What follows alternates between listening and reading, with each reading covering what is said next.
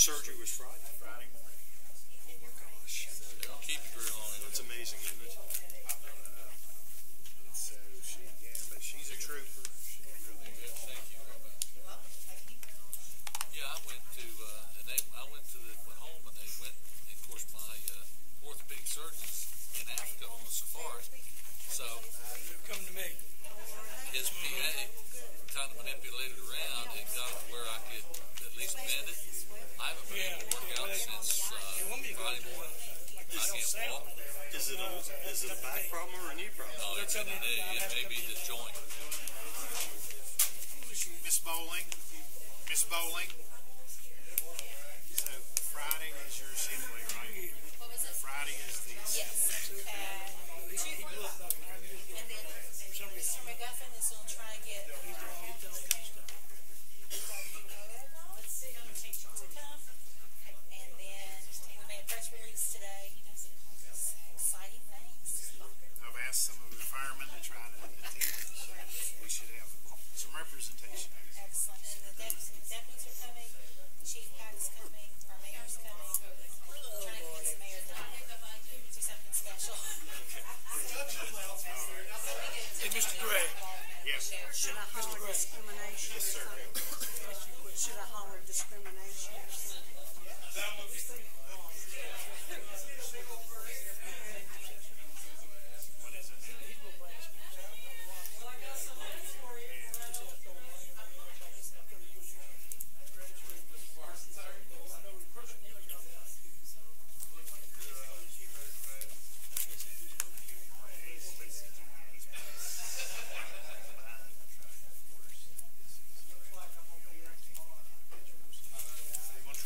Inch or less, Brian. Inch or less. Of course, now I don't know what that means because at home this weekend they said Saturday we were supposed to get 1 to 3. By Sunday morning we had 7 inches. If he doesn't leave, we'll call the cops. And we'll recess. I'm gonna have to go get my knee. I gotta go see if it's the. It could be a part of that, a piece of that plastic they put in and broke it or cracked. I don't know. Injuries, Ruby. No, I had mine done at Morgantown Orthopedic Association by David Stoll, who's a team physician for the Mountaineers for years. He's retired.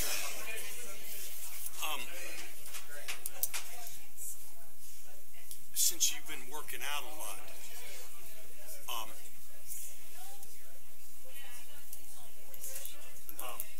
had you been noticing it been clicking at all? No. Okay. I came home from the gym Thursday. I was at the gym Thursday for over 2 hours. Came home, sat down in the chair, and I started laundry when I always come home from the gym and wash my stuff because I don't like that stinky clothes laying around. So I went to come downstairs, and when I got up to go up and change the washer over to the dryer, I noticed I couldn't hardly get up the steps. When I came back down, I noticed, man, this thing is hurting. So I got an ice pack out and I iced it, and I kept trying to put it together. And then Friday morning, when I got up to go down to Valley to meet with American Water or West Virginia American Water, I couldn't hardly walk down the street. I toughed it out, but I had to go and get it checked. I don't think I was making it. Have you hit it or anything? No, I mean, I worked out, like I said, for over 2 hours. Didn't have any problem. Well, hit it on a weight tree or anything? I was fine when I left there. I walked out through the parking lot like I was just getting it. I know, with my ankle replacement, the way I know mine's failing, I was told if it clicks. Nothing. Because I have a ball there, and if the ball starts not being a ball, then you hear a noise. Well, it's in the outside right quadrant is where all the pain is right now, and there's a big bursa sac and a tendon, and that's right now. I know that bursa sac is I bet there's 50 cc's of fluid in it right now. Terry, it could be just it's swollen there, putting pain on the nerves, so you're not getting the signal to do what you want to do. I don't know. Right now, I just let it rest.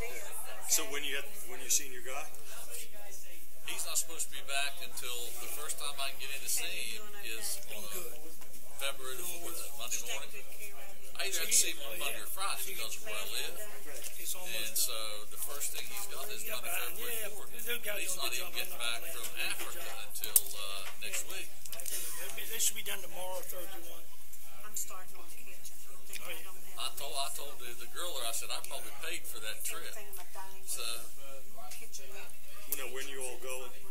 huh? When you going on that trip? Oh, I go on my trip on March. I leave here February 28th. Okay. I'm hoping that I'll be all right. I'm going to tough it out. I'm going to make it. Where are you going? I'm going to New Orleans, and then I'm sailing out of New Orleans to Cozumel and Yucatan. When's Then this? back to New Orleans, leaving February 28th. Good for you.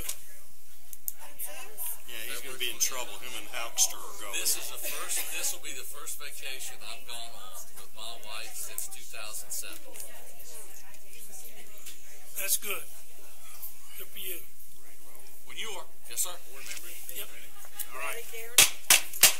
Good evening. Welcome to the regular session of the Fayette County Board of Education for this January 22nd, 2019. This will be a work session for the board as well. I'd like to welcome everyone this evening. And we will start this evening with Mrs. Tanner leading the Pledge of Allegiance for us this evening. Thank you. I pledge allegiance to the flag of the United States of America and to the republic for which it stands, one nation, under God, indivisible, with liberty and justice for all. All right. Thank you, Ms. Tanner. Thank you, board members. Let the record reflect all 5 board members are present for this evening. We've got a couple speakers this evening to get started before we get into our work items. I would like to remind our speakers of Policy A3 of the Fayette County Board of Education, and that is you will have 5 minutes, up to 5 minutes to speak, and you will address the board as a whole body, no one individually, and we will keep it respectful. So with that, I have Mrs. Catherine Moeller listed to speak. Ms. Moeller? Is that okay just to sit here because I'm very, very nervous? I don't see a problem with that. That's fine. Okay. So, Well, what I came here to speak about tonight is bullying. I'm 55 years old. I'm a mother of 3, which all went through that county board of education system, and have a granddaughter. And I also graduated from Fayetteville High School myself. And since I can remember, bullying has been a problem. My oldest son, when he went to middle school his very first year, he was bullied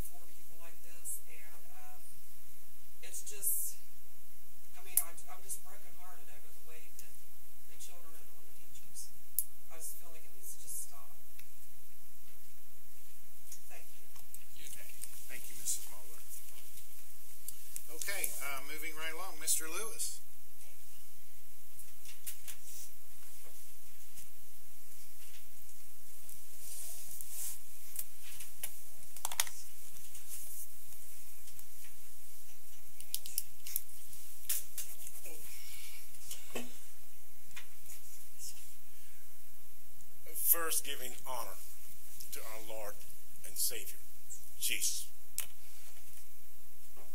It's with that awareness that I speak to you, it comes from my heart as a believer in Jesus. I'm not going to have very much to say. I feel like I've already been bullied when Mr. George told me, don't attack somebody. And wherever he got that idea that I come here to attack somebody, an individual or whatever, I don't know where he got that. Did you not say that, Mrs. George? Don't attack any individuals? Did you not say that? You're not going to answer me? Yeah, Mr. Lewis, we don't engage in back and forth. We're just here to listen to you. It happened to me. I felt bullied before I even got up to speak. Okay?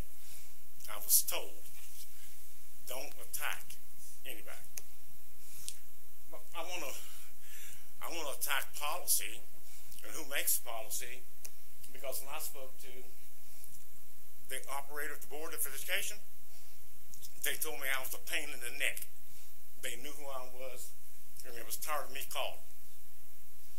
I spoke to Amy. She was real nice. Okay? I'm not attacking. I'm praising. A couple of weeks ago, I went to Oak Hill High School, and the place looked great. I want to compliment Katie Hayes and the job that she has done during the school.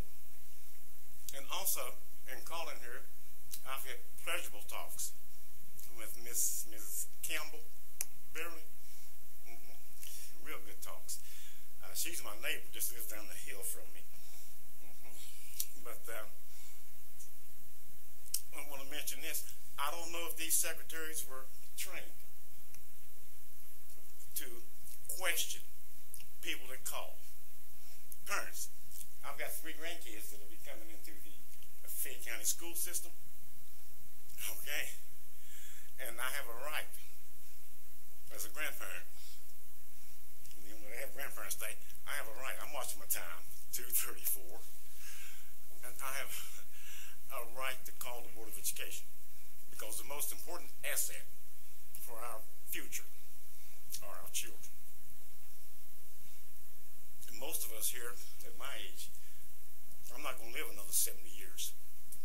Okay? But I want it to be good for my grandkids. And when I was at Oak Hill High School, it's a much better school than it was when I taught there. Facility-wise, I never got into a classroom, but as far as the hallways and everything, it was clean, it was nice, and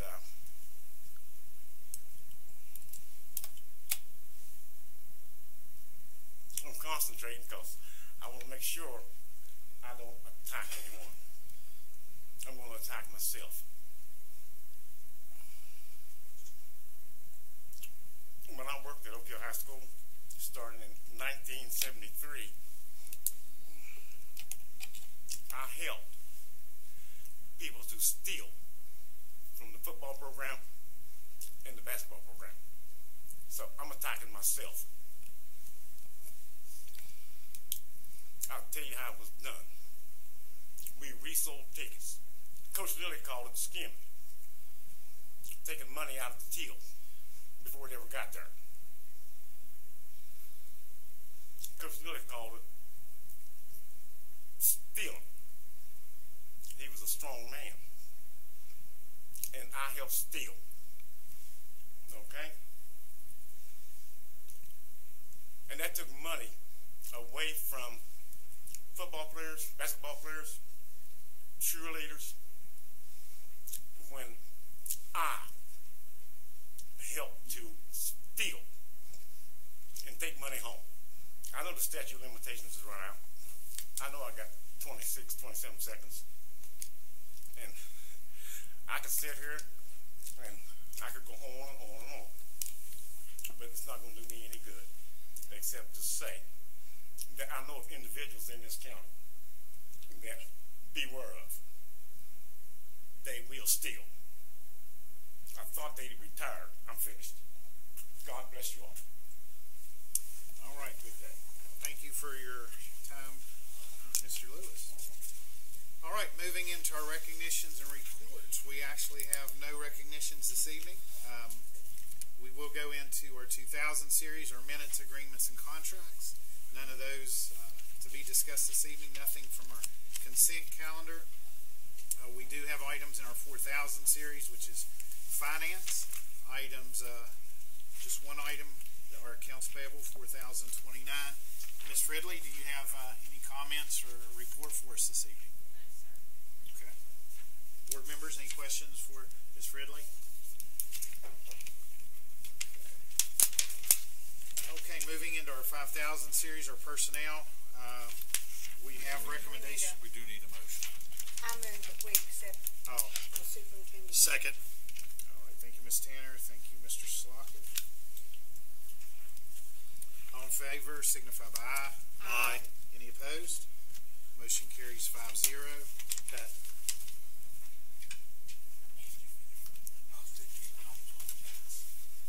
I'll get it to you. I'll get the details, something like that. I'll get it. Okay, I'll get it to you. All right, moving to our 5000 series, our personnel, we have a recommendation from the superintendent and his staff for several items, 5000, 51, 57 through There's a bunch of them. several pages here, a lot of work that's being completed through 5164. So I have a recommendation to have a motion to accept. I so that. move.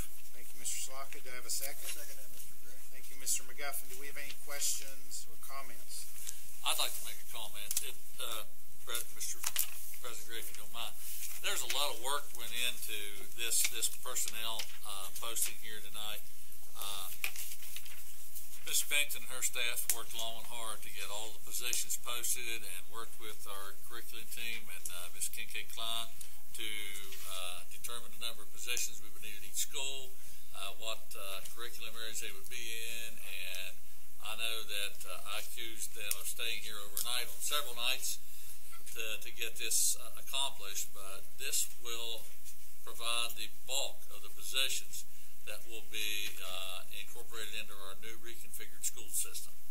So there's a lot of work went into this, and it's a very legal process, and I want to thank Margaret and her staff for everything they've done to accomplish this tonight. And if you have any questions, I'm going to defer to the individual in the office who has worked on this a lot longer than I have, which is Mrs. Pennington. They put a lot of time and effort in this to get it right. So. All right, thank you, Might assume that we'll hear more in the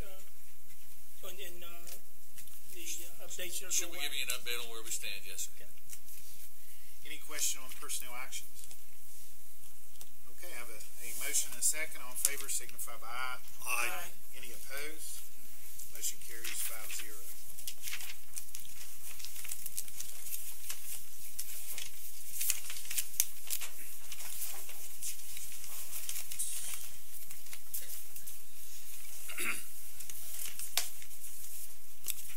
For 7000 series, Mr. Superintendent, now you've got several items here. I'll turn it over to you.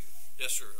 President Gray, as we spoke earlier in the year about beginning to have some work sessions through the spring, especially with getting ready to prepare to open our new schools and to provide the board with updates on what we were doing and some of the programs we were doing this year.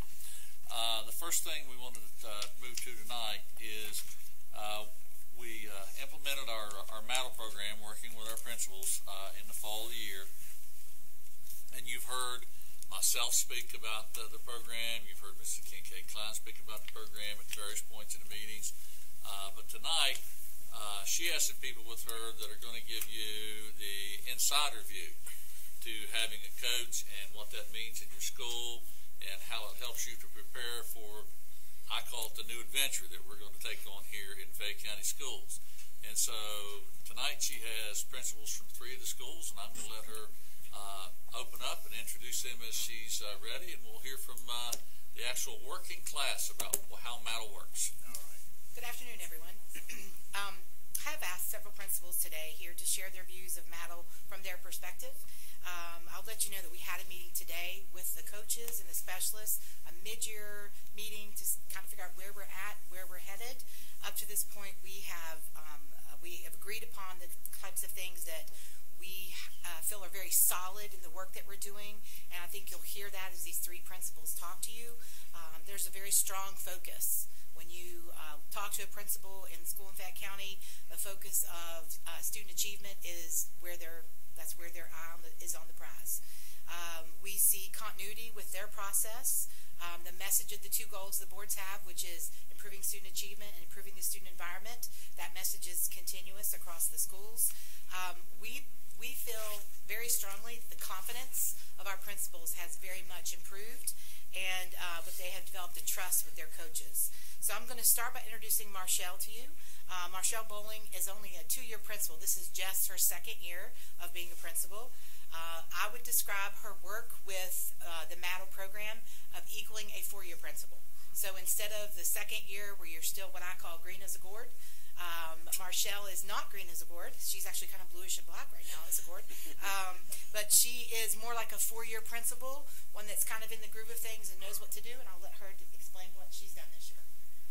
Well, thank you, Miss Anna, but trust me, I am definitely a 2nd-year principal, and on a lot of things I make a lot of mistakes, and I have some great support systems throughout this room that helps me out daily, and I could not do it without part of the implementation of MADL. And I did do kind of a quick highlights, and of course if you have any questions you can come visit my school. You can come anytime or just ask me. But at first, whenever I heard about MADL, Mr. George brought all the principals in, told us that about the program. Mr. Payton and Mr. Parsons, I think it was both there, and they kind of talked about it. And at that time, I was like, oh my goodness, another thing. I just survived my 1st year. Just survived it. And now I have to go through another hoop. And I was telling Miss Anna, so it's not something that she hasn't heard before. But I was worried. I was like, what else do I have to do? Mr. George said, get you a jar, put some quarters in every time that you want to kick me for it.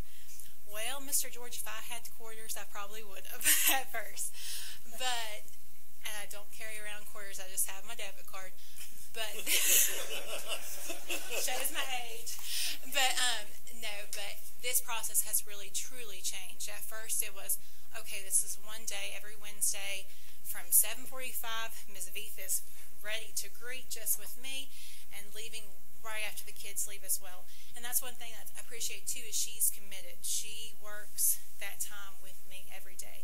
But now, Mr. George, I wouldn't put a quarter in the jar. I probably would have to give away some quarters to put some quarters in vending machines for my teachers. But it's a great program.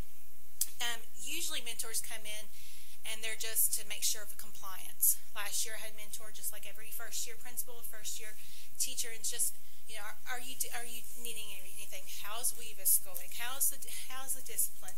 Are you keeping up with your reports? Just checking off the boxes.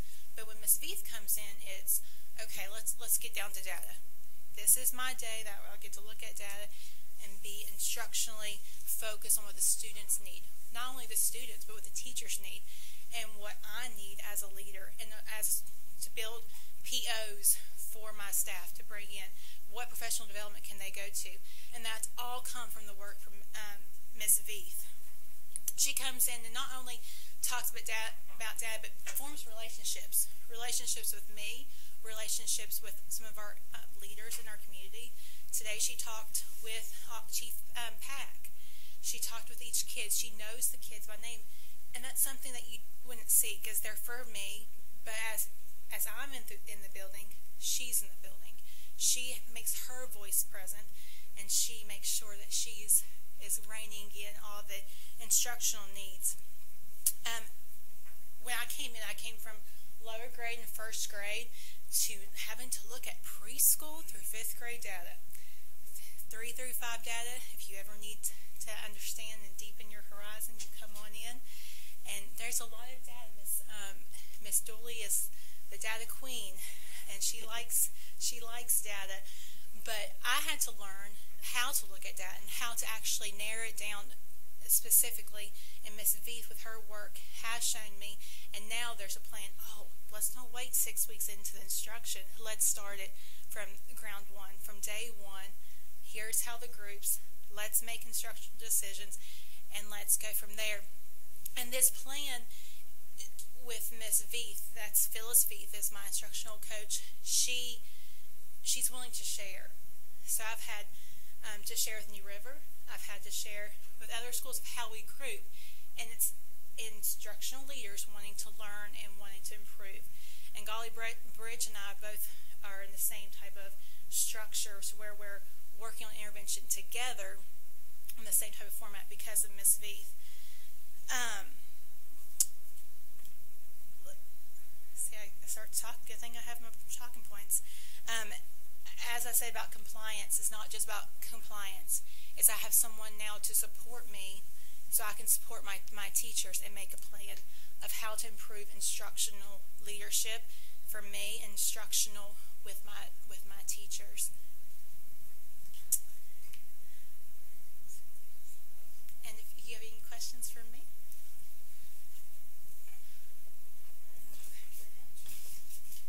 Feel free to ask questions at any time. Next up is Stacy. Stacy's the principal, Stacy White of Meadowbridge High School. I want to describe Stacy's work in the past. She actually is a four-year principal as plateauing.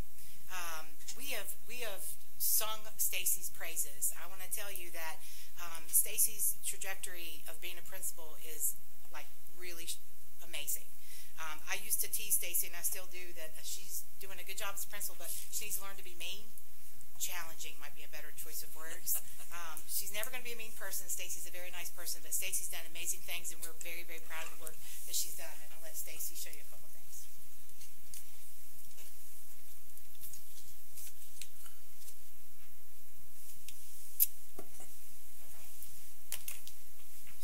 So just to give you a little background, this is my fourth year as principal at Meadowbridge High School, and I did teach at Meadowbridge High School for 16 years, and then immediately went to becoming the administrator over the peers I had taught with.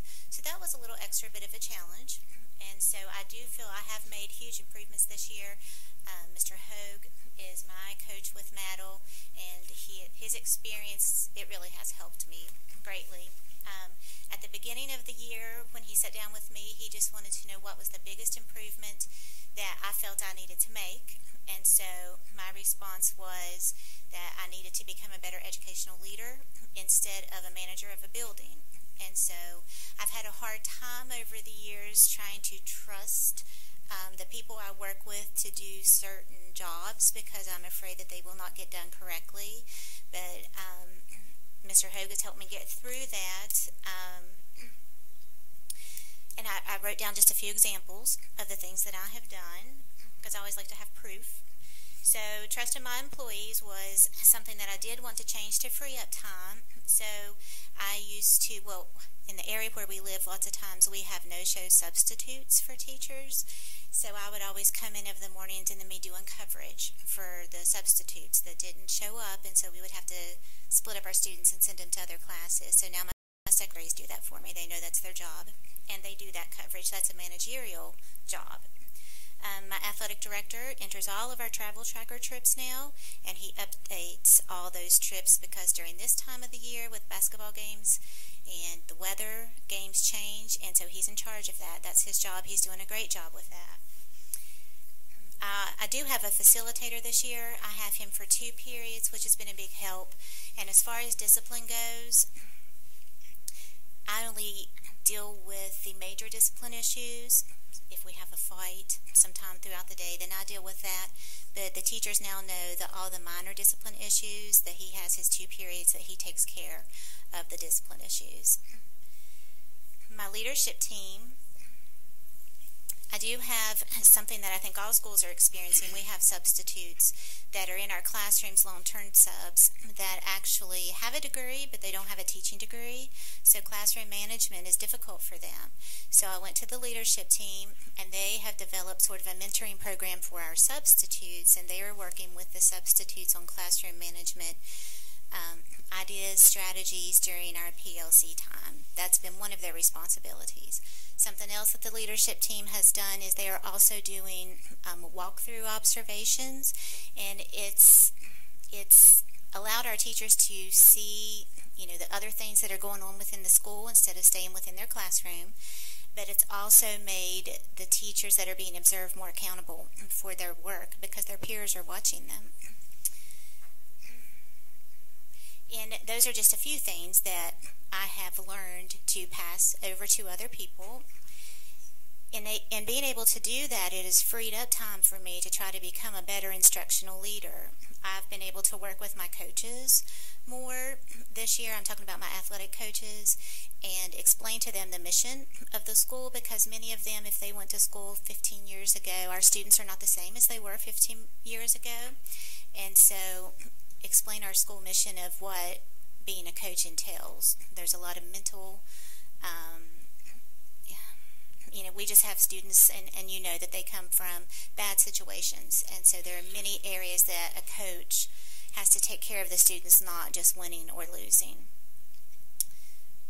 I did go to my LSIC because middle school years, because we're 7 through 12, middle school years are tough years, and so I'm noticing a growing problem with our middle school girls and self-harm.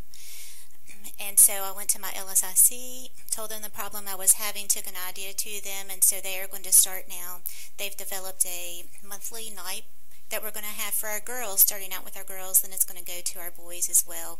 But with our girls, it's just going to be based on self-esteem, and we're going to have our older students, because we are 7 through 12, our older students meet with the younger girls, and they're going to do some self-esteem activities with them, and it's going to happen monthly.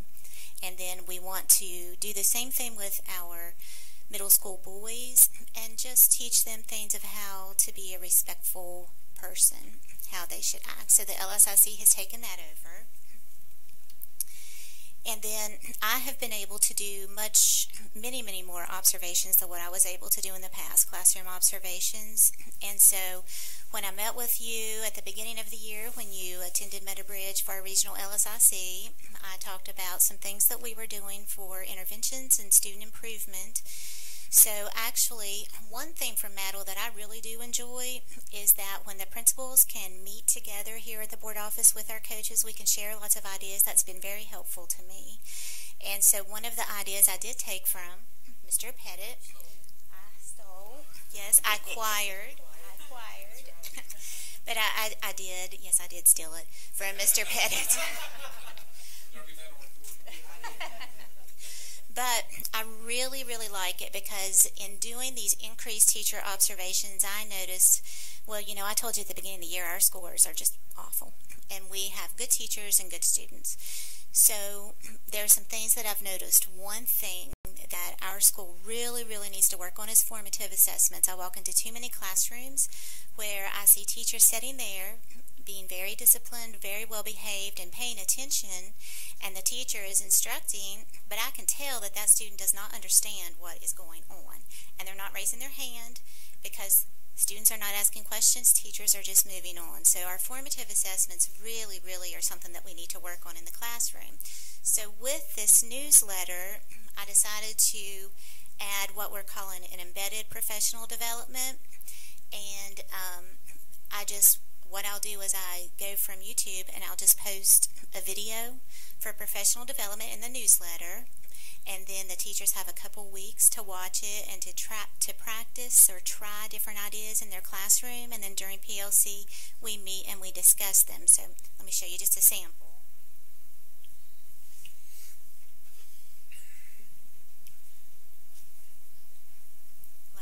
That right there, that's just a short video that the teachers were to watch, and it just teaches about formative assessments. They try it, then we discuss it. Something else that I wanted to do was with our GSA results, we were going to compare them to our winter CIA results, because these things, especially with the embedded professional development, we need to have proof that they're working. So our students just finished, we had all of our students finish the CIA, which was what we were calling our mid-year assessment. And so they finished that today. And so we do have growth. Let me show you that.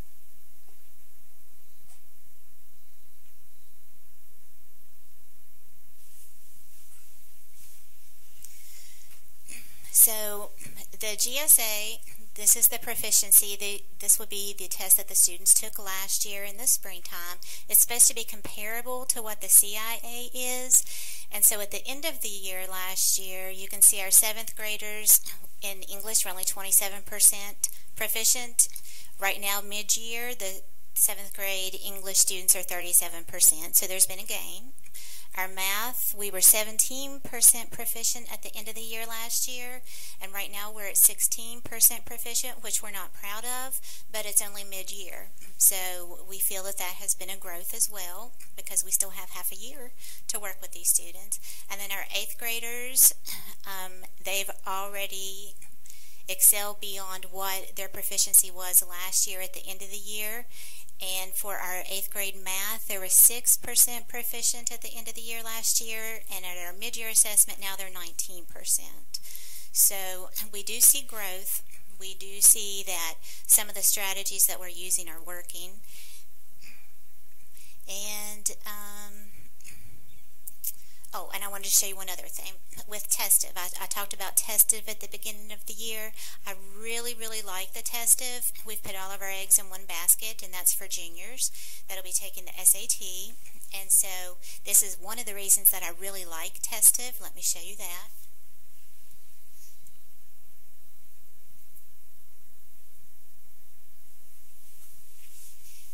It's hard to see the list, but what those lists are, the columns on the left are columns of students that have completed Testive, and what we're doing is any 11th grader that's in any class, if they finish class early and have a few extra minutes, they are to get the laptop and then practice on Testive, because Testive assigns problems specific to that student. So the students on the left, the column on the left, are students that have not spent any time at all on Testive this past week. The students on the right are the ones that have spent time on Testive. So all teachers can see this, and then they can pull that individual student and say, hey, you've done nothing on Testive. We're going to get busy. Let's work on that. So those are the interventions. It's not everything that we're doing, but Matto has been very beneficial for me, and I do feel that we're seeing growth from it. Thank you. Thanks, Steve. Question? Board members, any questions? At the end, I like that. Okay. All right. Just one comment, Ms. White. I always encourage the folks that I work with to shamelessly steal good ideas. Coach has become proficient at that. So the next principal I want to speak is Richard Petty. He's the principal of Milledgeville High School, and I would describe him compared to the other two principals as the veteran. That we called him the old man a few minutes ago. I'm not really sure which one applies the best. But of course, Richard's had background as an assistant principal before he became the principal, and then he had the big task this year, which he's done very, very well, of combining the two schools, Ansted Middle School with Milledgeville. So I'm going to allow him to share a little bit about his experience.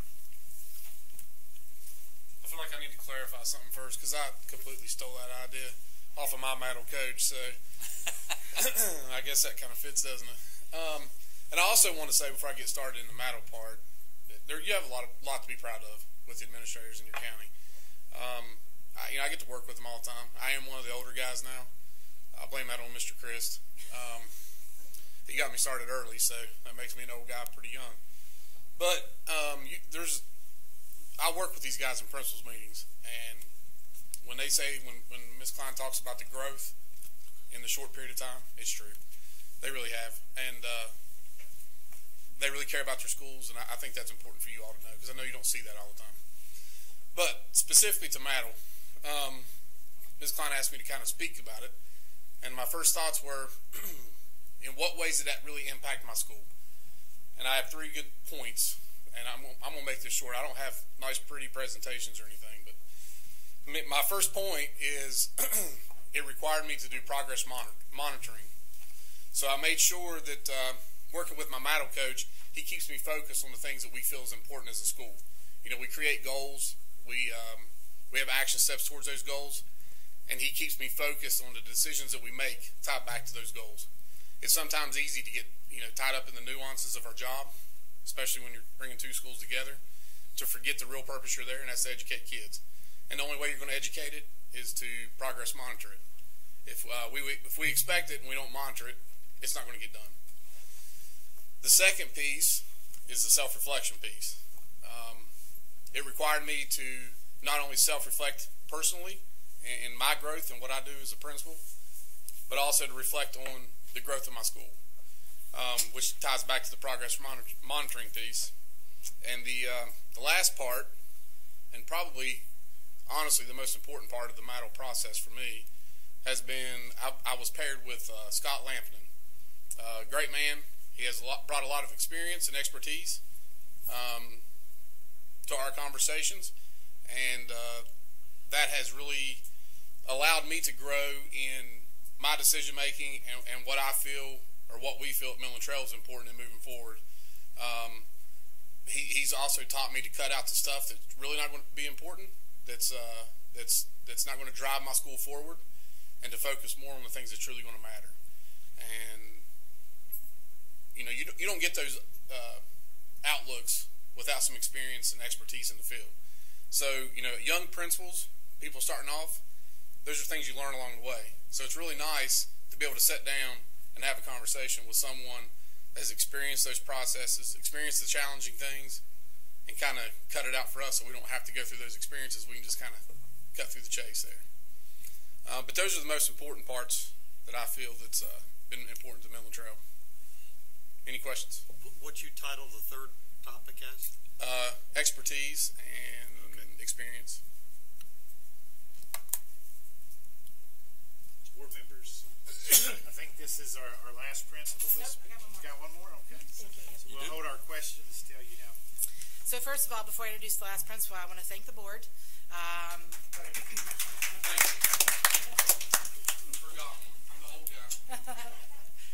I want to thank you, board members, for supporting our MADL program. I think you can tell from the three speakers you've heard so far that the words I talked about initially, continuity, confidence, focus, are all things that you've heard from them as they speak. Also want to thank those administrators as well as the other administrators in Fayette County. They're doing good work, and I agree with what Mr. Pettit says. They've rolled up their sleeves and done things, and I will also tell you that when they started, many of them were very nervous about what we were getting ready to embark upon. And for that reason, I asked Mr. Parsons to come up and speak next, because Mr. Parsons was brave enough, sort of brave, I didn't really give him a choice, I guess, but Mr. Parsons and Mr. Payton were actually the first two principals to do the MADL program. They did that last year, and I want to thank Brian for being willing to work hard and roll up his sleeves. Brian was a school that had okay test scores results. He had typically the highest test scores in the county, but he also had the lowest graduation rate in the county, which did not set well with Mr. Parsons, as I'm sure he'll address with you. So, Mr. Parsons, why don't you come up and tell them about your experience? Short. Very short. Because we're going to segue right into you next. Okay. Very quickly, when she asked me to do this as a pilot program with Mr. Payton at Oak Hill, I got off the phone and I says, "Are you kidding me? What have I done to her?" You know, when we first started, I was very reluctant about the program. I was paired up with Mr. Ferguson, very excellent administrator from up north. I call him a northerner. What he allowed me to do and what he taught us over the course that he was with me is to focus. That was the key word, focus on achievement, student achievement. Because as an administrator, you're pulled in 14 different directions. You know, you're building manager and everything, but he allowed, you know, with him coming to me once a week, it allowed us the opportunity to stay focused on why we're there. So I fought tooth and nail, and the end of that year, it was probably one of the best experiences in my 30 years in Fayette County Board. So it was an excellent program. Thank you. Thank you. Board members? Just a quick question, Anna. As far as, maybe it's discussed early on when we started with MADL, but I like a better word, the roadmap that is given to the principals.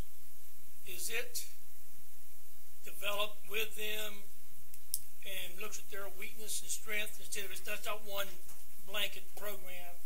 The coaches work with each individual principal to move forward. Yes, they wrote a 30, 60, 90-day plan They got the information from that plan from the diagnostic visit that the State Department, they graciously did every school in the county. So every school had one of those, and we asked all schools to write a plan based on that. They wrote that plan. We didn't write that plan for them. They talked with their leadership team members. They talked with their coaches that they have and their specialists and designed that plan. And they have articulated their plans and moved forward with that. I'm going to put in coaching terminology. We do not have any cookie-cutter plans for these administrators. Each administrator comes to us with their own special skills, their own strengths, and also their own way of leadership. And what we hope our coaches would do was tap into that and help them focus on student achievement and what really is the important thing in our school system, which is helping our students become better prepared for life after they leave us. And it was my plan that they would work with our administrators and become close to them so that they could focus on what they wanted to do. I don't know which school is going to have the most growth at the end of this program. Can't tell you that. I can tell you that all administrators should grow personally, and I think that's something we should strive to do every year. But there's no cookie cutters. This is all designed. They work with their coach to design the program that best works in their school. As far as, I assume at the end of the program this year, they'll evaluate the program, and then you all evaluate the program as well. Yes, we have a tool to do that with as well. and then we can see what we need for the future. Yes, and we were very reflective today in our meeting. I'd actually talked to many principals previous to meeting with the coaches and the specialists.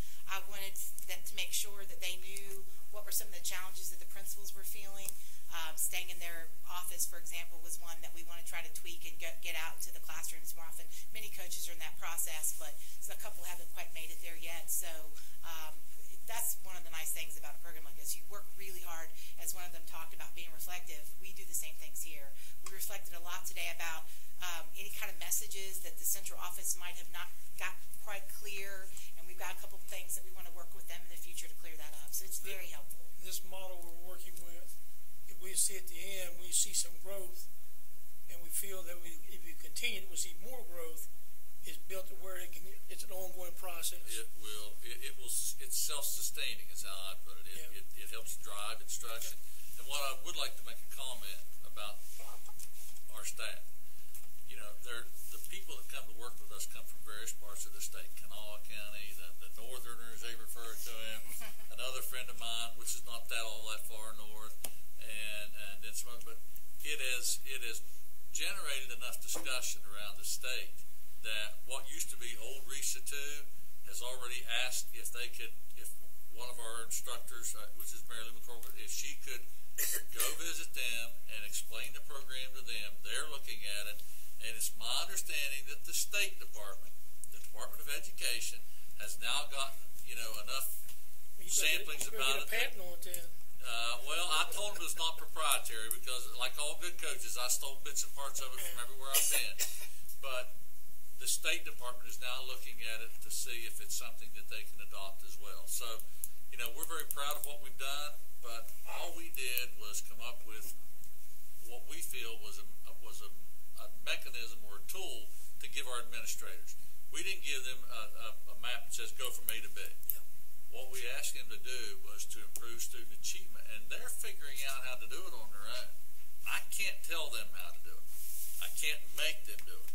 They're figuring out how to do it on their own, and this is just another step in making Fayette County proud again, and that's what our goal is. So, any other questions, feel free. I'd rather you ask them, not me, because I'm not in the program. How many of our administrators had the mantle program?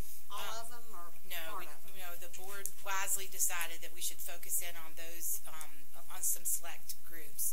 And so, like, for example, we're closing Gatewood Elementary, so that principal does not have a mantle coach. But we try to supplement that with the directors and other things to try to assist them as well. But no, not every single principal. My goal is next year that every principal, they will next year. Now that we've reconfigured, will have a coach for next year. I'd just like to make some comments. I want to thank thank the Meadowbridge community, your school, and the elementary school for being open with our involvement in your area. And, we need to work as a team, and I'm very happy that relationship is growing and improving. As far as Anstead Elementary, I haven't visited your school except when we were on the walkout. I believe I shook your hand. I know Pat says good things of what's going on, and if Pat's happy, I'm happy. So thank you. Richard and I know each other. Richard's a mentor to me. He helps me when I have questions.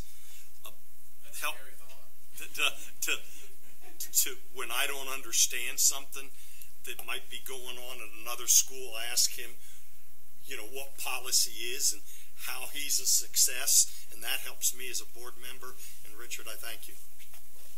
Thank you. Beth, make a few comments. I was on the board a few years ago when we implemented this program, as was Mr. Gray and Mr. Slockett.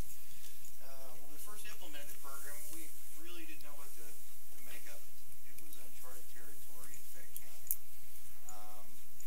I'm sure you get tired of directives from the board office, and I saw it as a way to help our administrators without giving you another directive. It's like it personally helps you as an administrator, and the program is tailored to the individual, as Mr. George said. So we strive for improving academics inside the county, and it's been very difficult in Fayette County, as you may well know. But I feel this program is doing well. Like I said, I didn't know what to make of it when I first voted on it. I voted in favor of it a few years ago. But listening to you this evening, it seems like you've been able to focus on your own personal strengths, and that each one of you brings something different to your respective school. And I feel like if you can focus on those strengths, you can, I guess, convey that to your staff and also the students. So I view this as being successful so far. I like to see it implemented countywide because, as mentioned, we could only do so many administrators. We couldn't implement this countywide a few years ago because we are having some changes on the administrative level, the schools closing and what have you. But I think Mr. George, it was a novel idea. It was a long shot, but I feel like it's being successful. And we do support our administrators. We support the jobs you do within your schools. And if you ever need anything, feel free to come to our board. Because like I said, you get a lot of those directives, but we feel like, to better help you, we'll let you be yourself as an individual. And I feel like that's definitely what you have done. And I'll continue to support the MEDAL program in the future. Just a few comments. I know we've got a lot of other business, but I'm here till you're finished. so professional development never ends, or should never end, right? I don't care if you're a new administrator or an older administrator. We should always be striving to improve, right? So when Mr. George and his staff brought the idea to us, I think we were open to the idea. But as Mr. George has learned working with us, we have tough questions sometimes. And we had a significant investment here. There was a significant amount of federal funds for professional development that we committed to this, and there was also a commitment of time on several parts: the principals, the coaches, the staff itself. So we didn't enter into it lightly. No, we didn't.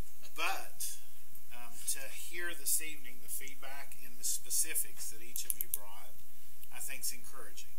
And I like when people shamelessly steal from Fayette County, right? And we can share what we're doing. I consider it the most, the greatest form of flattery. There, absolutely. So again, thank you guys for coming and giving us a little look into how we're progressing with it.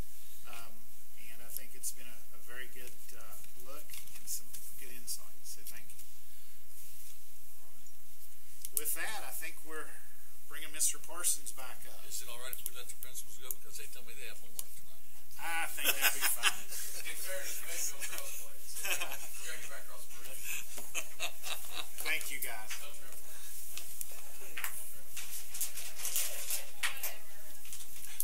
You're welcome, ma'am. It's nice. That's okay, but it's good to put a face with a conversation. So, and My son graduated Concord last year. He's now on the field as far as teaching. He loved that position. I love that. Okay.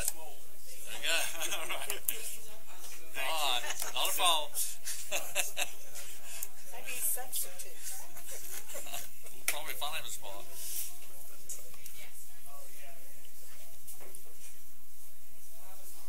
You want a coffee refill? You don't want to take 2 minutes? Yeah, can we take a 2-minute break? And then give Mr. Parsons a chance to get ready to go. Coach, how's back? Good. Let me tell you, it's, I have minimal pain standing up now. I can stand up straight. You are standing straight. This is going to take time for it to heal. It will. Hey, Coach, I had mine worked on in May, and I still I go back careful Thursday, with get those what I do. staples out. So my incision's about like that. Yours is real small thing. But he, other places really don't have anything that makes me numb. My thighs are still a little bit numb. He said take some time. I was doing really well, and you can tell I've lost some weight. I had this. I can tell you've lost weight. I got this. Really? Yeah. I mean, it's right now there's belt on my bed, so I'm going up to get an X-ray to see if what's wrong with it. Hope we don't have to replace that. Well, they may have to put, like if they have to put the bushes in, I'll be off for that. Yeah, that's not bad. So I don't take it for the little size. I'm giving up. I won't talk to Sam. he was going to attack you. I know you took care of that.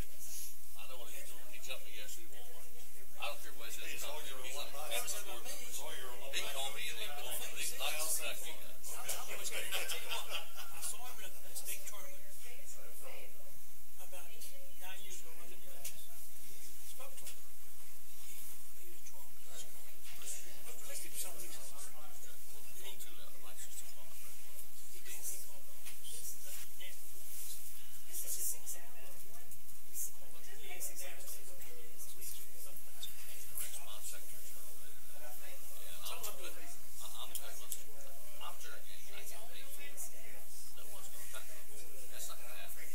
I don't know where he's coming from. I don't know what all He told me the whole story, and I looked him straight in the eye and said, unbelievable. And so, he doesn't like me, and that's okay.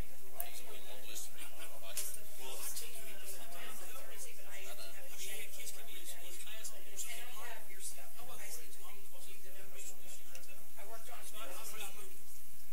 If you bullied him, congratulations.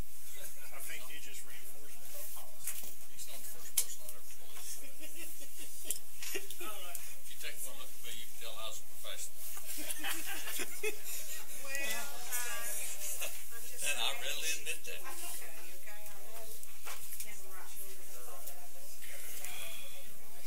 Doing good. Get you good chairs. I tell you, I'm going to get some good chairs finally. I've been intimidating people for They say I have to a certain point, but Like I told you, within 10 seconds. When I met you, within 10 seconds, I'm like, either you do or you don't. There's probably very little in between with that. how many of our principals have medal? When I was looking at here, I was looking for this. We talked about this the other day. We have Anna, 5 people how many of our now. principals actually have medal at coach? Yes, for every. How many principals have right now? Give me a count real quick. 18? We have. Of 18, how many have It's just I coaches? wanted to be able to demonstrate to you that our people are getting something useful. And I would like for you to talk to all of them. Just call them. I don't care. But they are learning what they're learning not to be firemen. They're learning to be academic leaders because they've never been trained to do that. Before it or not, how many schools have 18? There's a lot of 17, so truth. When you walk in the building, you know as well. so how many did you say? Every grade. 13. How to prioritize your That's a sort of big goal. And what I heard this evening is encouraging folks Right. to focus on what moves the school. So, That's what it's all as about. we get the closure taken care Learning of, to delegate those. get down the number of schools, we can all have a battle structure as a coach for all. We call it distributed Are you pleased with your There you coaches? go. Be So, honest. but yeah. Are you pleased with your coaches? Every one of them. I think Even Gary Ho. I think we can help turn the tide here. But he didn't hear that out there. And they know that. And they're learning. Oh, did you hear that? You know, but Hey, Hogue, we heard that they're pleased with you.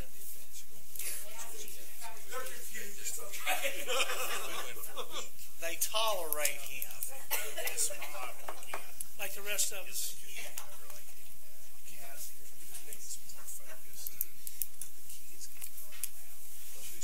I've always wanted to relegate him to the corner. All right. Very needs Board to members, be. are we ready to resume? Resume. All right, Mr. Parsons, Mr. Campbell, you've got our attention. All right. I've been asked to talk about Travel Tracker. One of the things that some people don't realize is Travel Tracker is more than just something that's at the transportation department. It encompasses a whole scope of things.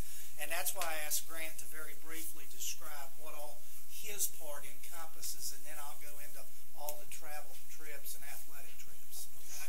Very quickly. Yeah, sure, but well, back in 2014, when Mr. Hope first brought us the program, we were trying to find a program to encompass not just, like you said, athletic and transportation needs, but also a staff proponent too, to kind of help payroll get in the loop on things. Before Travel Tracker, payroll would spend hours on end trying to figure out how a substitute was supposed to be funded, how a bus trip was supposed to be funded, and that was a lot of lost time that made them have to work a lot more over each day. So, you know, as we have developed it, we have made a proponent of professional development where teachers have to submit a travel tracker to ask for permission to go on a training, and also in that development there's approval routes that will show who's funding it, what code it is, and all that. And it actually connects with the WEVA system, so that gets a lot off of payroll, and it helps them to be able to concentrate on more things that they should be. Also, with the athletic trips, again, it helps with funding. A lot of the trips are based on the levy funds, athletic bus levy line that we have. But sometimes the school will pay for one or another levy will be used. So it's just really narrowed down, and not only all that about the payroll and the funding and all that, but it's made everybody accountable as well. I don't know if Mr. Ray or anybody remembers those triplicate forms, out-of-county forms. Well, this replaced that. And, you know, a lot of times they turn in a form. Well, I turned it in 2 weeks ago. Well, how are we supposed to know that?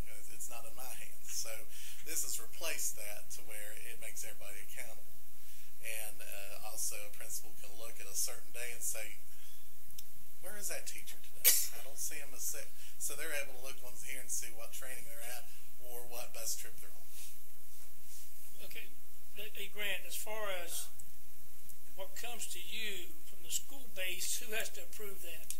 But it starts out with the teacher. They submit it initially. Then it goes straight to the school building principal. The principal has to approve it. Yeah, very often. You can't delegate that to anybody else. Or she? Well, there is times when they have chosen to let their assistant principals take that role, such as I believe one high school has their assistants do the athletic trips where the principal does the professional leave. He's trying to delegate a little bit of that, but it's an assistant principal or principal that has. So if say they delegate an assistant principal to do that, Yes. can the principal override that? Yes. Okay, so they're both able to take care of it? Yes. Okay, Yes. thank you. What about athletic directors? If they're designated. They're more the ones that have been submitting the trips. They can't approve anything. Okay, they submit and then, okay. Thank you, Grant. No problem. So what I have here is, I think, some information that will probably answer a lot of the questions that keep Thank you. coming up. Thanks, Brian. One of the things that I don't think that was spelled out in black and white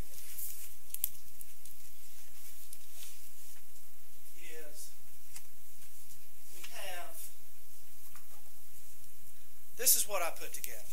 So, first of all trips must be requested by the assigned employee of the school or the coach that's assigned to the school. We don't let one school submit trips for other schools. Believe it or not, that's been one of our couple cases, so we had to put that in there. We can't have an AD from home school or a visiting school request one for a home school. All trips must be in Travel Tracker 2 weeks in advance. Exception, of course, will be sectional, regional, and state tournament play. We are going to require that schools, so that they don't miss athletic trips, that the administrators submit all trips in Travel Tracker all at one time or at one setting prior to the season. That way, because every AD or every principal knows all their away games for the whole season. Those schedules are built way in advance. Number 4 is what I think needs to get out there, and I don't think that is. You have to think of Travel Tracker trips. You have to think of 2 things: original trips and makeup trips.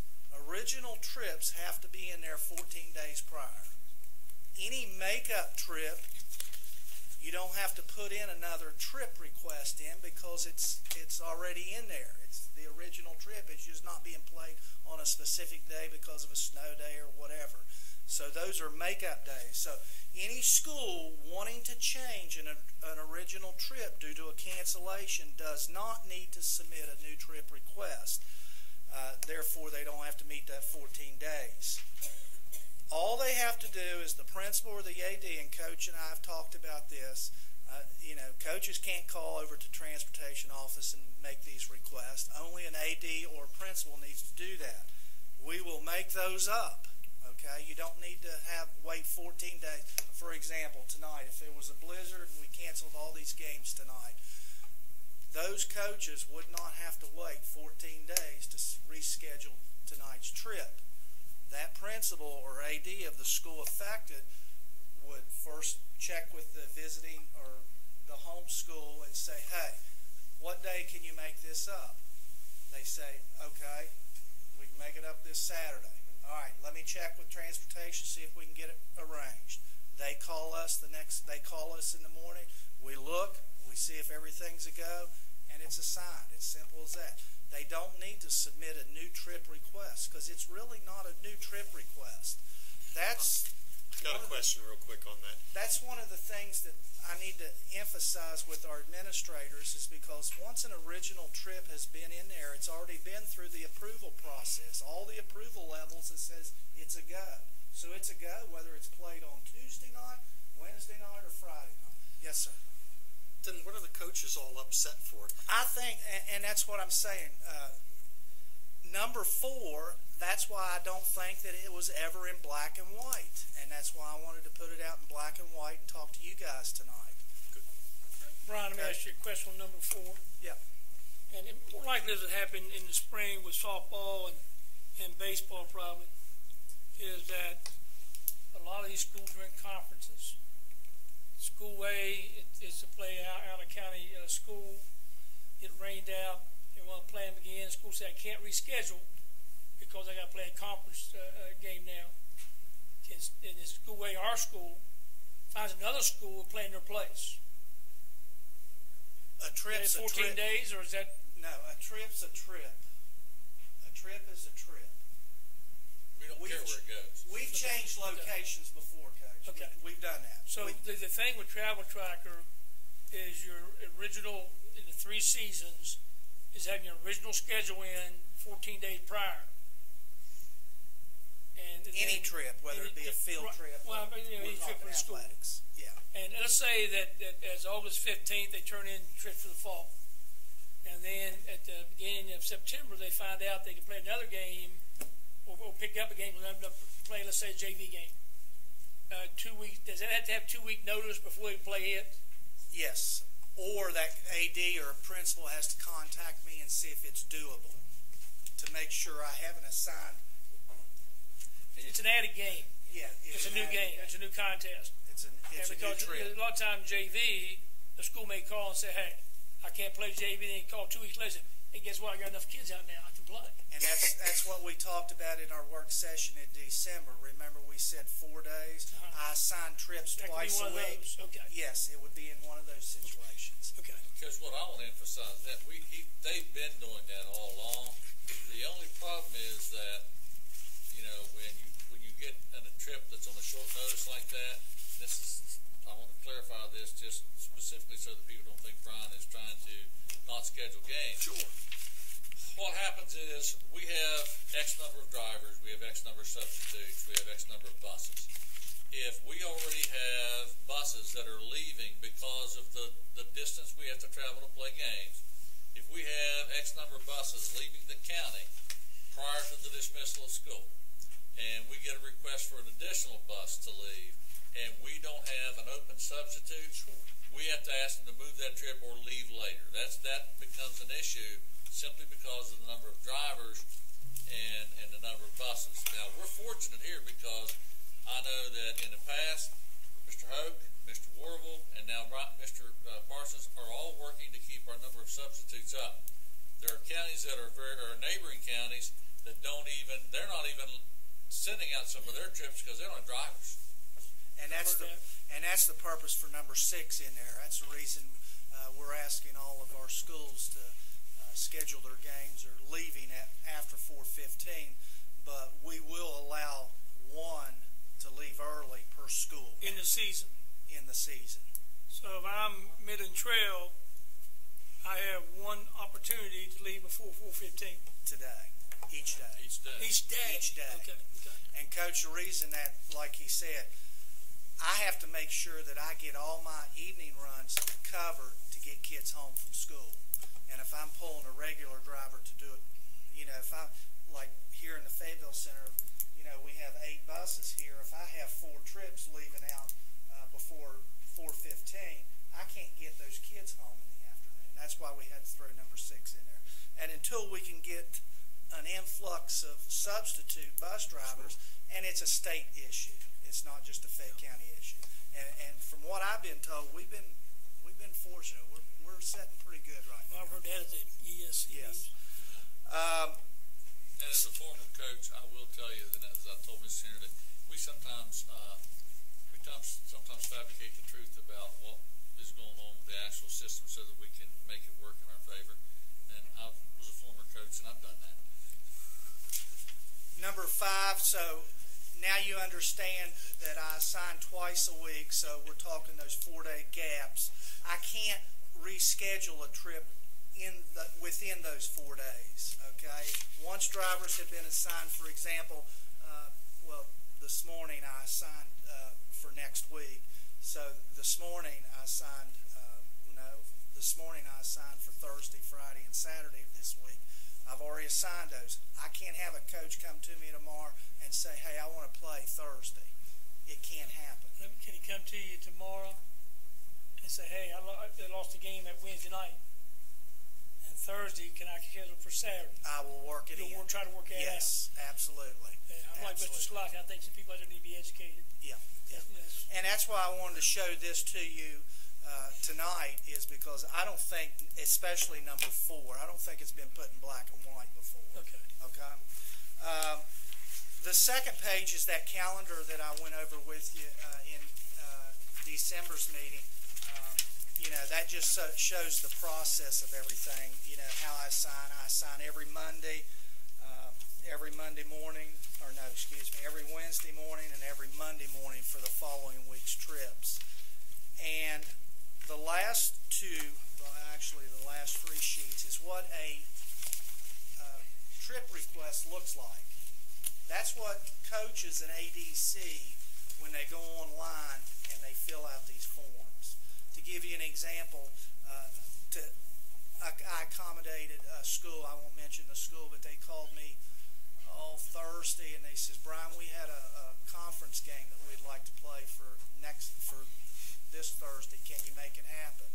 Looked on the computer, absolutely. Got that school rolling. It's varsity basketball. So those things. The key thing here is number 4. They have to communicate. Okay. My question, Brian, is that gonna be spelled out in the policy? That's what Number Anna, 4? yeah, that's, We need to, I think we're Tweak gonna have to. yes, That yes. paragraph a little bit better and just wordsmith it a bit. Right. So we'll work on that, so that when we bring that to you, you'll see that. Brian, you keep saying coaches and whomever goes in. Do these people have passwords to get into the system? Yes, they request And you trips. say, I'm Gary Ray, I'm Coach A, here's Mr. Locke, Coach B.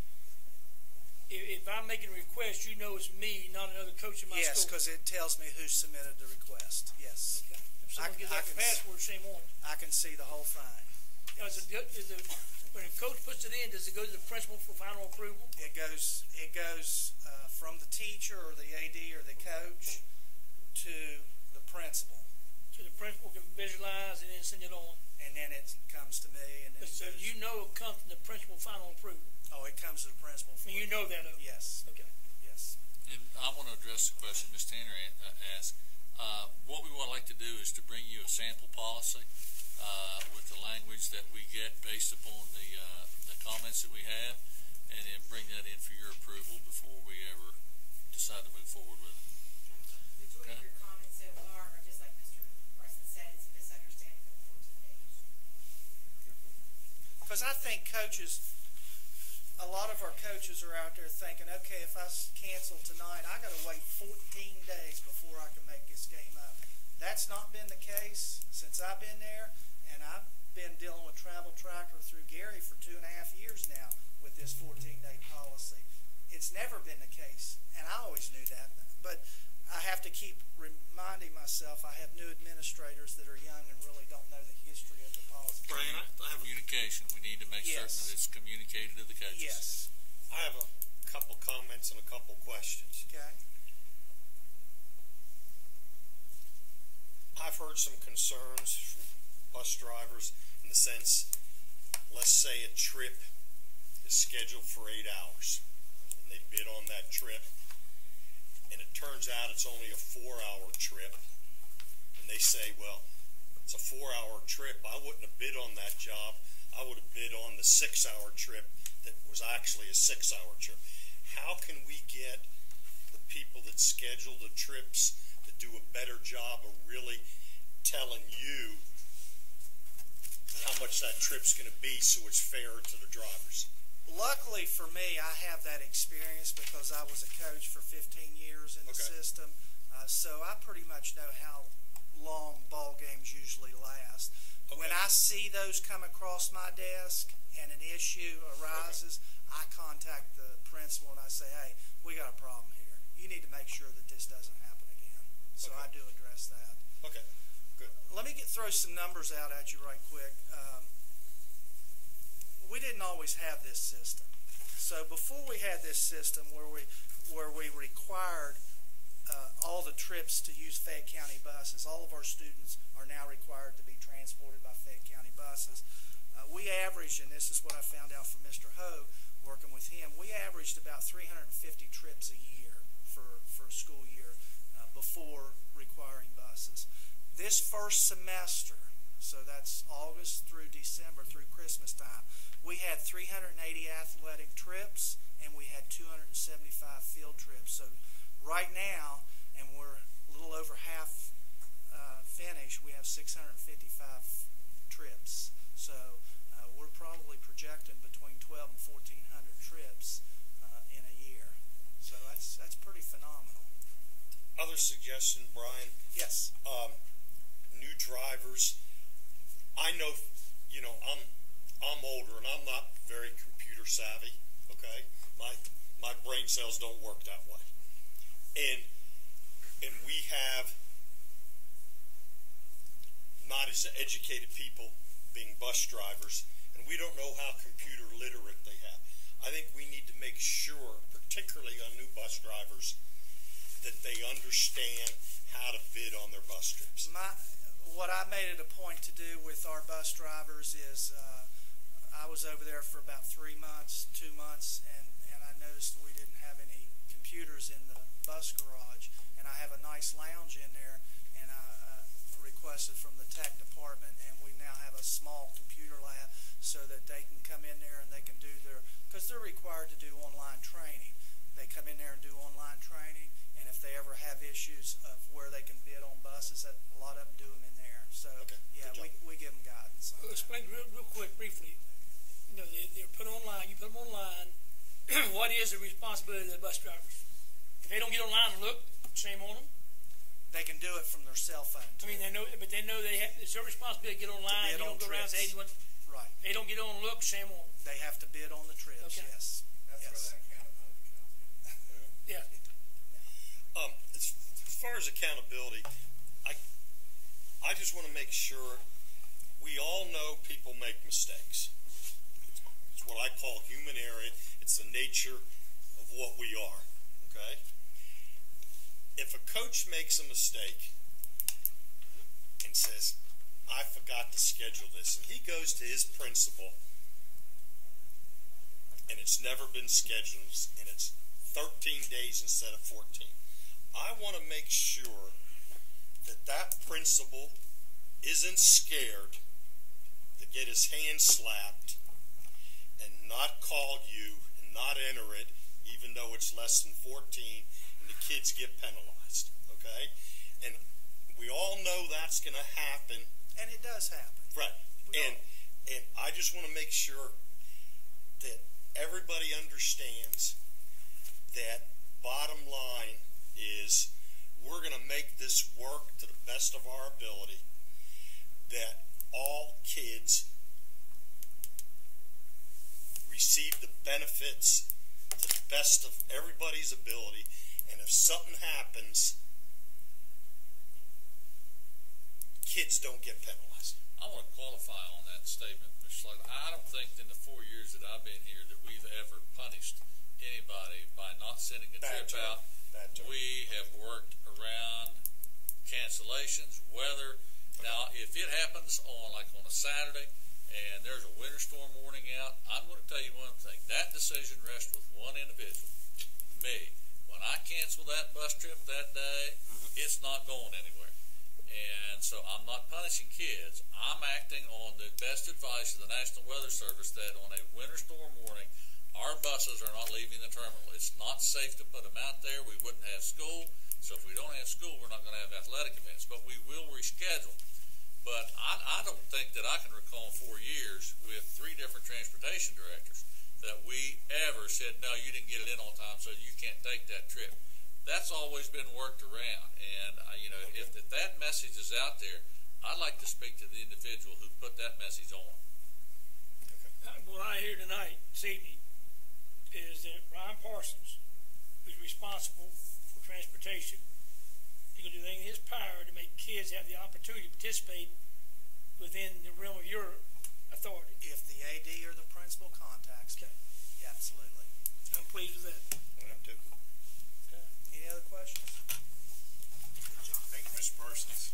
Thank you. Good job, Brian. Yes. All right, personnel update. Is it Mrs. Pennington? It is indeed. All right. Before I get started, I just want to make sure that you all are aware that we have this driver's ed position open at Fayetteville High School, and under no circumstances are we to consider Gary Hogue as a viable candidate for teaching driver's ed. I can do. None. No. I got you back, Gary. Get you back.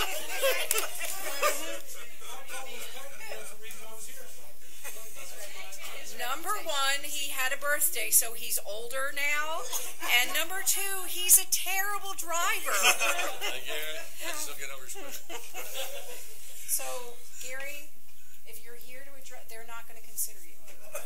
I'm just putting it out there. In all seriousness, we do still have an opening in driver's ed, which we are not considering Gary Hogue for. But luckily for us, since I brought that up, when we posted the position for an additional driver's ed position for Oak Hill High School, we had a really good driver's ed teacher who was with us a few years ago, and he left and went to Greenbrier County, and he's coming back. So we scored a certified driver's ed teacher for next school year. We have, as you saw, the 12 pages of agenda items on transfers. And so after tonight's meeting, we'll work on the correspondences to notify everyone on the agenda of their approved transfer for next school year. Now that's a guaranteed place for some of these people temporarily, for some, because we now have to enter into Riffin transfer season, and we do have some of the people who, and they were told this at the informational meetings, that because their school was closing, they may have priority for a position and apply for a position. However, if we have people who are more senior than they are, whose positions are being eliminated at any of the closing schools, that we don't have a place to put, and they're more senior, then those people would be entitled to move into those jobs. So Thursday we have another posting coming out, and it will have the 40, we're down to 40 positions for this school year that will be reposted, that we still have no applicants for. And then we have 33 positions for 1920 that we are reposting that now will be open for other people to apply for.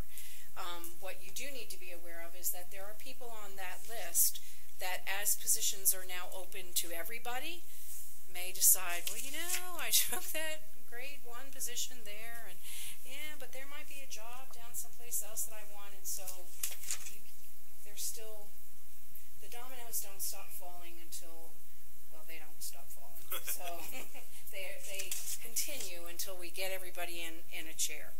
So we have 40 on this Thursday. We'll have 18, 19 positions posted, and then 33 reposts for 19, 20. And hopefully we can attract some people who haven't applied. We did have, Mr. Slockett asked me before the meeting, did everybody who, you know, was in a school that was closing apply for a job? No.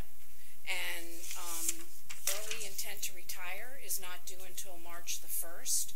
And as the personnel director, it's not my place to contact Pat Gray and say, Mr. Gray, you didn't apply for a job. Are you planning to retire? That would be inappropriate. So I wait until March the 1st and see what we have in early notification. But I do realize that some people are still toying with the idea, they're not sure, and they do realize that if you're a more senior person, they still have that option of bumping somebody who's less senior. So it's not a cut and dry thing at this point. Some of you have asked, do I know how many people, the number of people that won't have a position? I do not. Now that we have this agenda approved, I can move forward in looking to see at all of the schools that are closing, who is left and hasn't been placed somewhere, and then those are the people that I notify of being placed on RIF or transfer. And if it's a transfer, then there's subsequently somebody else who's being notified that they're being placed on reduction in force. So I don't have that ready at this time, but that's my next task, is getting ready the information for RIF and transfer. Mr. George and I did sit down and look at dates for hearings. We do our RIF and transfer hearings together at the same time. You know, we notify everybody at the same time so that we only have to go through hearings one time. And those hearing dates we've scheduled for March. So they'll be sometime in the later part of March. If you can get me those dates, we'll send it out to them in their update. I can give them to you. Okay. Do you want them? Well, if you want to read them tonight, but if I send them out in their update, they can mark them on our calendar. We'll do that Friday morning. I can tell you what the dates are. It's March the 21st, March the 25th, and March the 27th. We plan 3 dates. We've never used 3 dates. We fill up all of the first date first, and then if we need to, we move into the other 2 dates. So they're all as needed. If we don't need any of those dates, no one requests a hearing, then we wouldn't need to meet on any of those. The only question I have about those dates, and I'll have to check with Coach Ray, that may be the week of the boys' state basketball tournament. Yeah, we're okay. We have one there, but you said 21st. If you have a hearing, that'd be the first date you would use. Yes. Because next week when I'm gone. Is that the one that's better for you or not the one that's better? It is. It I'm is, going okay. next week. I've already Yep. got- I plan as many That's just me, as many as we can. We do them 30 minutes in plan them 30-minute intervals, and so we have never had more than just a few, and we've always only needed I'd rather one have day all if we did 21st have any. myself. Well, since I've been on the board, we've never had any. Yeah. We thanks to all the work that she does up front, we very rarely have any. Unbelievable. The ones that we have have hearings for are the people who are placed on transfer, who are not happy about where they're being transferred to. But I do the best I can in making sure that I meet with all the employees who are being placed on either, so that they know specifically, what their options are and any questions that they have, so they can ask those.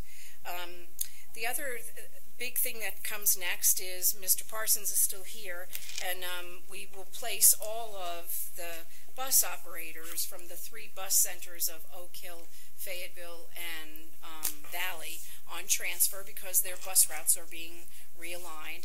And so Mr. Parsons and I met last Friday morning, and we know that we're definitely not going to post those bus positions until the February 28th posting. So it'll run February 28th through March the 8th. And so because of that date, because of when the posting's coming out, I know that all of those bus operators from those 3 centers will be notified of transfer.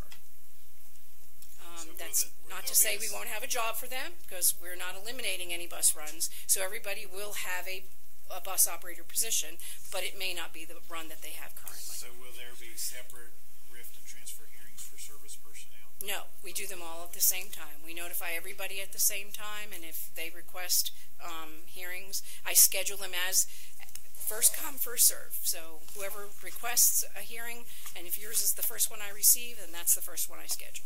Doesn't matter if it's professional. Doesn't matter if it's professional or service. I've lost track, keeping up. The administrative positions for next year, 1920. Are they all taken care of now?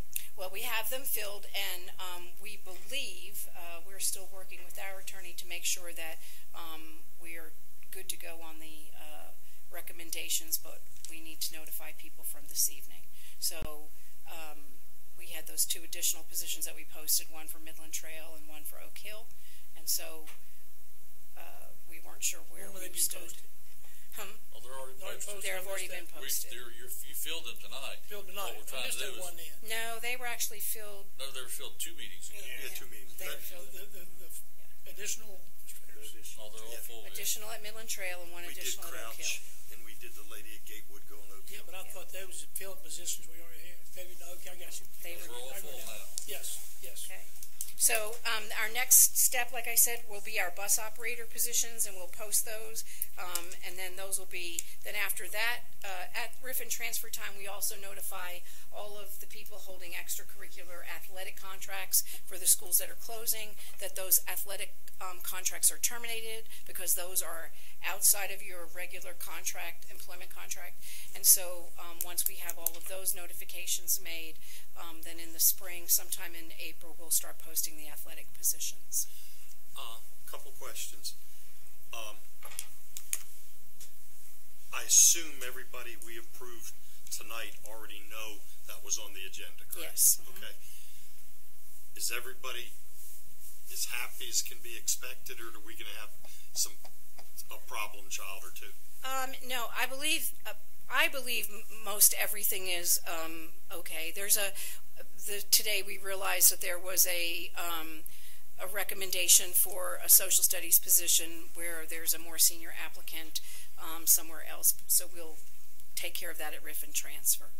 Okay. But I think for the most part, any questions that the AFT, the School Service Personnel Association, or the WVEA have had, they've communicated as we've gone through.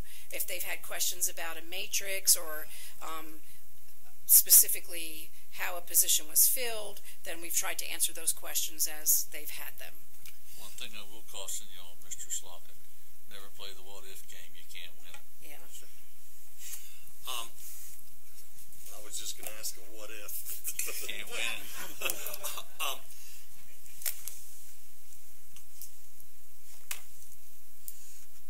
assume that we envision next year to have certified teacher in every classroom?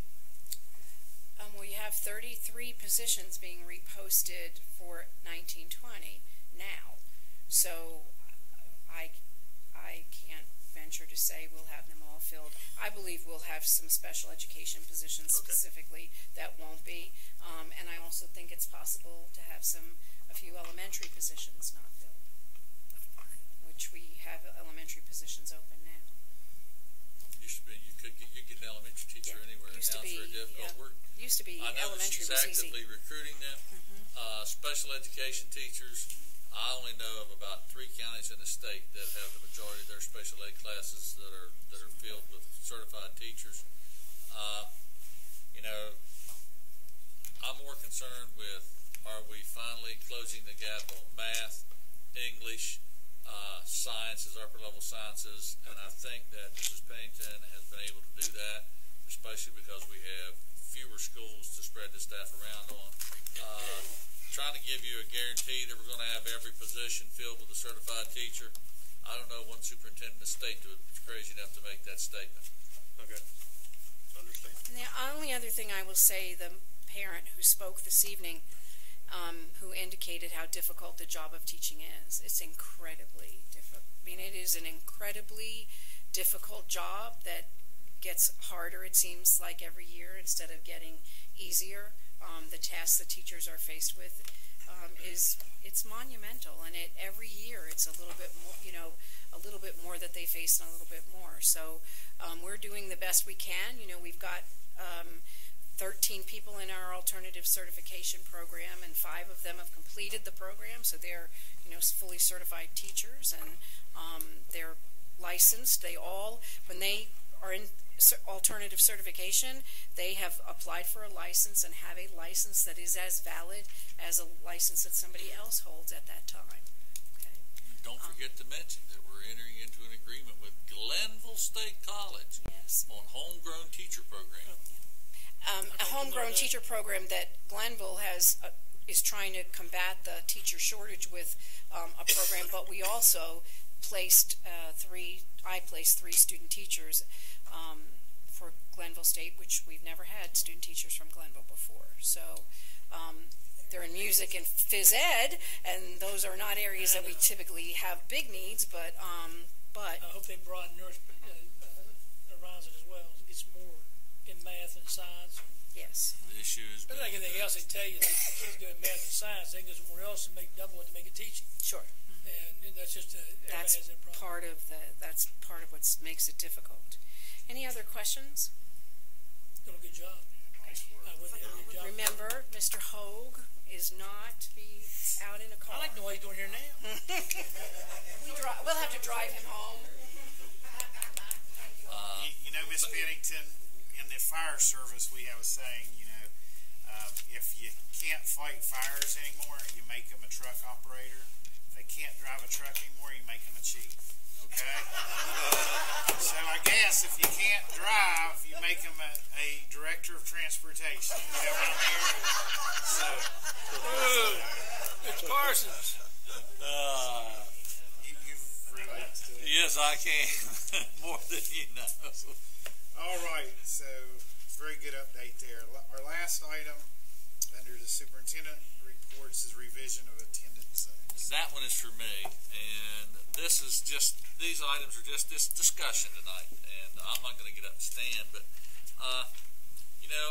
as we have gone through this process of realigning our school system and trying to put our resources in a position where we get the biggest bang for our buck and also provide the best benefit to our students, we've also looked at some attendance zones.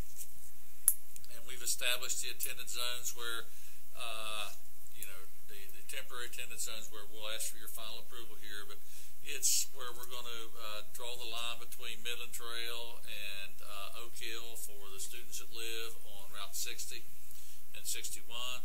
And then we'll also be looking at establishing the attendance zones for students who live, and correct me if I'm wrong here, Mr. Parsons, but I think it's Route 60 and Route 41 And what's the last route that goes to Meadowbridge High School? As 20. Okay, so it's 60, 41, and 20. We're looking at avoiding situations where our bus drivers do this in the morning. They pass each other as they're picking up students. It's an inefficient means of transporting students. It's also an inefficient use of county equipment, and it also makes it very difficult to determine what do you do if you're having a snow day here, you're not having a snow day there. What we'd like to do is invite anyone who would be willing to take a drive with myself and Mr. Parsons. And remember, only 2 of you can go at a time. But we would like to take you down and show you some of the routes we're talking about that exist in the Midland Trail, Meadowbridge attendance area, and get some idea if you are willing to support some suggestions we have for down there. We'd like to do it soon, so that we can bring these back to you in the spring and get the lines approved so that we can set up attendance zone. Doesn't mean a child can't go to school where they've always gone to school. Just means they may have to go somewhere to meet the bus. And so for that reason, we're not going to talk about where it ends tonight, where it begins, but we'd just like to have you drive you down and show you so you have a visual of what we're looking at. And if you can't do it on a weekday, we'll arrange somewhere that we can do it with you on a weekend, so that we can, we don't want to take you away from your job or other commitments, but we'd like to show you what we mean and like to do that relatively soon as we begin to move forward in realigning our county. And I think that with your help, we can realign it so that it benefits students. And I know I say this a lot, but I like to say it every opportunity I get. What this board has done for students in Fayette County is it cannot be described in mere words. The model that you're setting up and everything that you're putting in place will benefit students for the next 40 years. And without this board, none of that could have taken place. And I also want to commend the work of the staff that they've done on all this. They do the real work. It's they make me look like I know what I'm doing, and I appreciate that. I pat them on the back every once in a while. I don't put any money in their pockets because I don't believe in that, but I do pat them on the back. But the board and the staff here has done tremendous work. What you've done for Fayette County is amazing. And I remember 3.5 years ago when I came here, people asked me if I was crazy for coming to Fayette County. I feel I've been blessed to work here. I feel I've been blessed to work with the people in this central office and our board. The strides you've made have been amazing.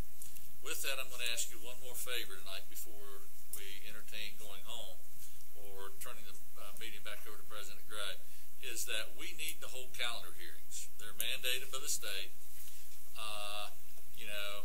We could hold them 30 minutes prior to the board meeting. We've never had one that lasted over 15 minutes. But we could agree to do those on the next 2 regularly scheduled board meetings and start them at 5:30 if you can work that out, or you can convey your thoughts to President Gray and he can convey it to me and tell us what dates would work for you. But we have to hold those calendars hearings prior to submitting a calendar to the Department of Education. So we have the next 2 meetings that are regular meetings are held here. We could start them at 5:30, or you could pick a date that suits you. I'll now turn the meeting over to President Gray for any questions he might have on the attendance or the calendar. Okay, thank you, Mr. Superintendent. First, I'll ask the board members any questions on attendance zones or anything. Just real quick, you're talking about the lines, establishing the lines. Yes. Where the bus will go and not pass, or turn around and go the other way. That's correct. Now, students live on one side of the line, wants to go to school in a different zone. Those have to be approved by the sending and receiving principal and this board. Yes, that's correct. They just don't show up there, okay? Not the board. Just I thought he had presented. I thought any transfer. Intra-county don't come to us. No, we don't. Okay. No, not to intra-county. You always take care of that. That's good. That's the same policy that we've always had. That we'll. I wasn't sure of that. That's good. Okay. We have lots of instances. We have lots of those. Today. Yeah, but a question there, Terry. Kind of a request for revision of our attendance zones. I see an issue with the current Valley attendance zone. It's based upon current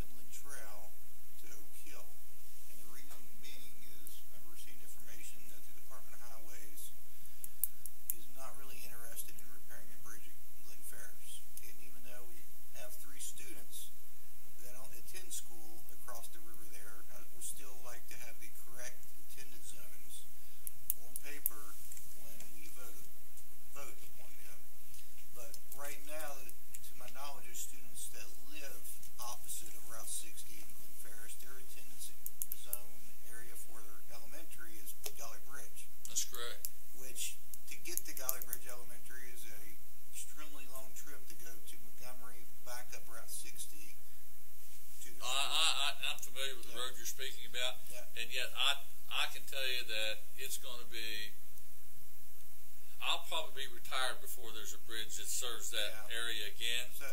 And we can't send a bus up that road. So what we do is we offer the parents the opportunity. We pay them for in lieu of transportation.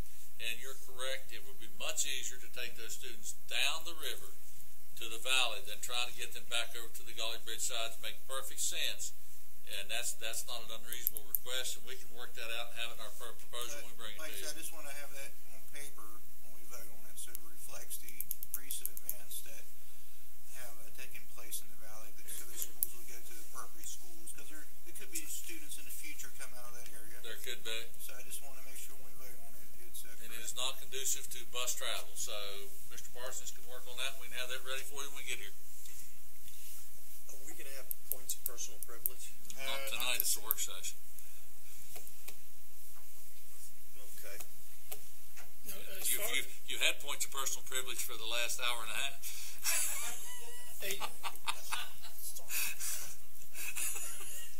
I would like still to say something about cell phones in the classroom. It's not on the agenda. No. Okay, that's fine. As far as those meetings Mr. George has requested, are you going to consider that? We'll discuss that, or just go ahead and... I'll collect comments after the meeting to see if everyone can support that. Okay. So, any other questions or comments on any other presentations? Excellent meeting tonight. Nice work. Mr. Slaughter, I'd like to speak with you before we talk about cell phones in the meeting. Okay, that's fine. All right, we'll move on to our 9000 series, which is reflective of our future meetings. On the 5th of February, we'll meet at the LSIC for the Oak Hill attendance area, 5 p.m. at Oak Hill High School. We then have our regular meeting on the 12th, scheduled at 6 p.m. here. Based on superintendent's recommendation, that could also include a 5:30 calendar meeting. On the 19th, we have another LSIC meeting, 5 p.m. at Golly Bridge Elementary School for the Valley area LSIC. And then finally, February 26th, another regular meeting at 6 p.m. here. And we could also entertain the 5:30 calendar meeting for that as well. So with that, I'll entertain a motion for adjournment. So moved. Thank you, Ms. Tanner. Do you have a second? Second. Thank you, Coach Ray. All in favor signify by aye. Aye. Any opposed? Motion carries 5-0. Meeting adjourned. I'll just joke.